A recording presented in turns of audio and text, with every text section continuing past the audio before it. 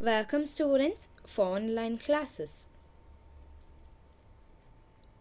Today we'll start with a new chapter, that is chapter 2, Basic Economic Entities in an Economy.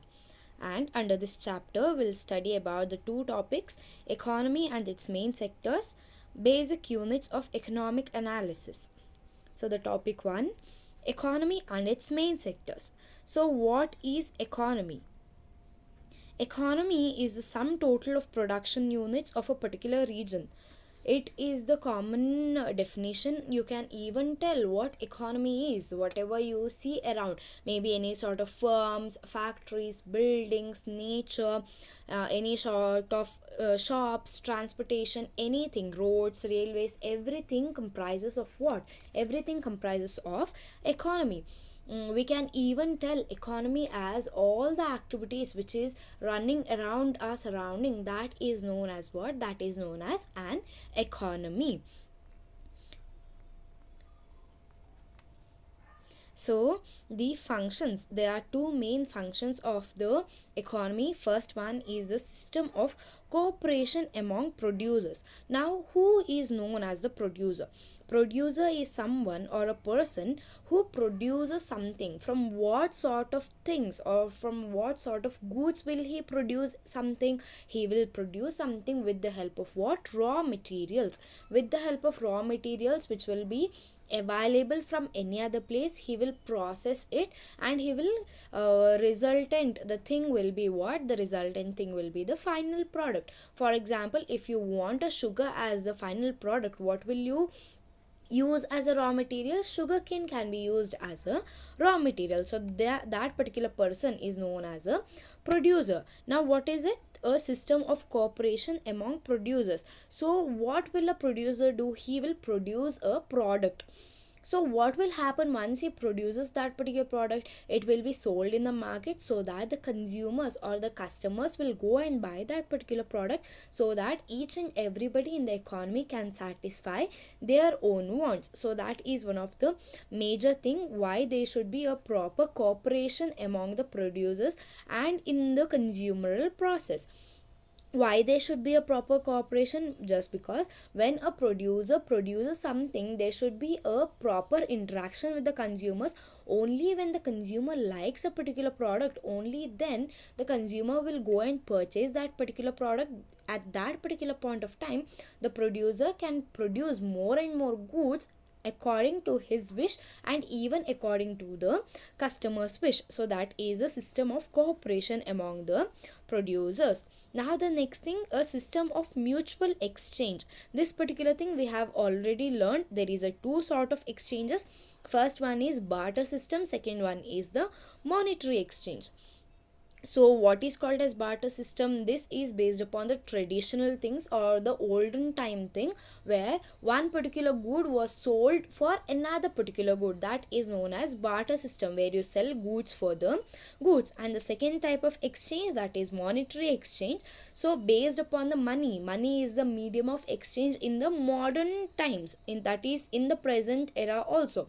So what do we do when we want to purchase something? We go to a shop. We When we want to purchase something, we give in return what? We give in return money. That is known as a monetary exchange. So the system of mutual exchange comprises of two things. First one is the barter system and second one is of the monetary system. Okay. Now the last topic under the economy, will study about the main sectors of the economy. So the main sectors of the economy comprises of three things: productional sector, consumptional sector and the governmental sector.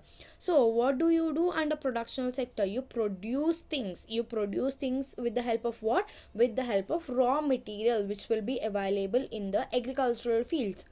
Okay, with the help of raw materials, what do? You make a finished product. That happens under the productional sector or the production sector. So with the help of what sort of things will the producer produce something? with the help of land, with the help of labor, with the help of capital and organization.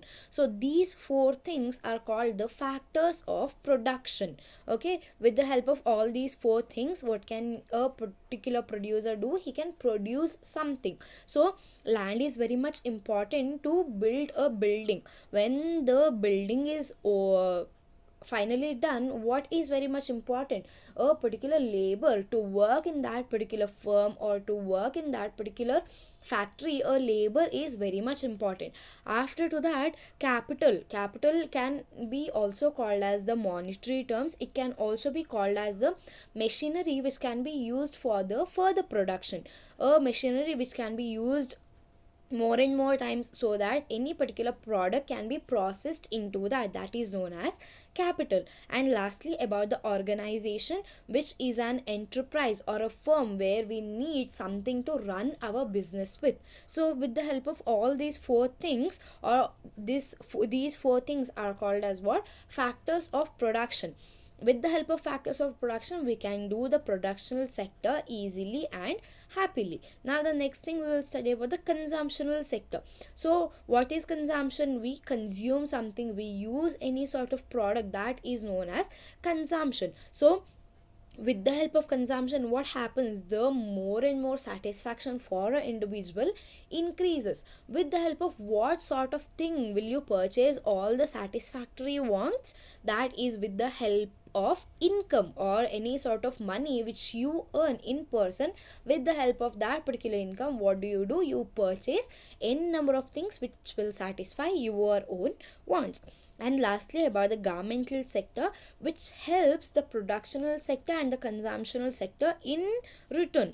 So garment sector will also act as a productional sector and even as the consumer.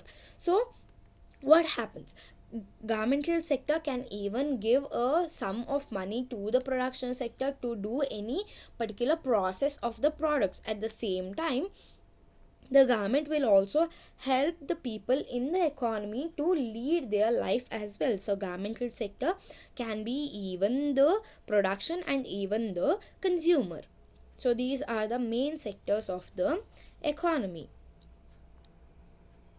Now the next topic we will study is about the basic units of economic analysis. So the basic units of economic analysis can also be called as the basic entities. Okay. So what is known as economic entity?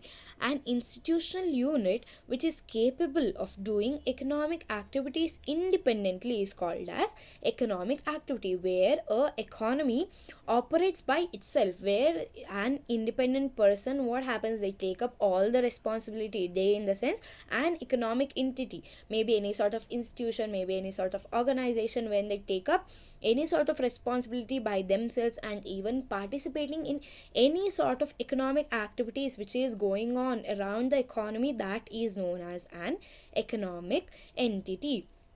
So the classification under the economic entities are of 5 types. So under first thing, that is about the consumers. So who is a consumer? Consumer is this person who consumes or uses any sort of goods and services. Why will he use? To maximize his satisfaction level. So here under the consumption process, it is not only a individual who consumes something, a person who consumes something. In spite of that, a group of people can come together and consume. How will that happen? Maybe when I come to the educational sector, when I go to the medical thing, what happens? When I come to the educational sector, there will be blackboards which will be used by the teachers, there will be chairs, desks which will be used by n number of students. That is a group of individuals coming together and using one particular product. At the same time, what happens when I go to the medical sector? There will be n number of equipments which will be used by the doctors. At the same time, there will be n number of things which will be used by the patients who comes into that particular hospital. So the consumers can also be called as the household. So consumer and household are interrelated to each other. So what is household? A group of people living under single roof and taking economic decisions jointly, that is known as household. Maybe a family, maybe a group of people who living together to lead their own life. So why do they do all these things? the only objective and the main objective for each and every household, or for each and every family, is to satisfy their level of income and even their level of wants in the sense, what do you want to desire to buy, what do you want to desire to purchase, where do you want to desire to go, any sort of particular place. So all these things comes under what, all these things comes under the household thing. So the next thing is about the firms. Firm can also be called as the producer. So what is a firm? A particular unit producing a commodity or service with a view of earning profit. Okay, it is not warn, it is earn, EARN, with a view of earning profit. So each and every firm in the economy, each and every organization in the economy has only one view, that is to earn profit, to earn money. When you put some of the money, when you put, in the sense, when you invest your money somewhere, what is very much important, you get something in return. That is the only objective of each and every firm in the economy. So what happens, what will the producers do? Producers, with the help of factors of production, now which are the factors of production? Land, labor, capital and organization. With the help of all these four factors of production, a producer will convert the raw material into what? Raw material into the finished product. So firms play a major role in producing something, selling that particular good in the market, and finally who will consume it? A consumer or a customer will come and consume that particular product. So under firms and producers, we'll study about three things, that is the primary producer, secondary producer and tertiary producer, where the primary producer is called as the agricultural person, where you get your primary goods from where you get your raw materials from the agricultural fields. Second thing is about the secondary product in the sense, the productional unit where you process the goods.